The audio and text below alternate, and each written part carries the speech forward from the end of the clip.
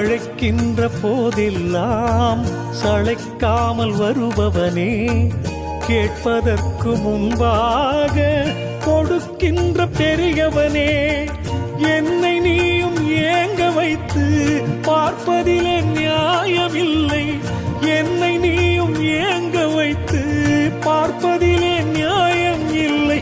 உனையன்றி எனக்குதவ பூமியில் ஒரு நாதி இல்லை.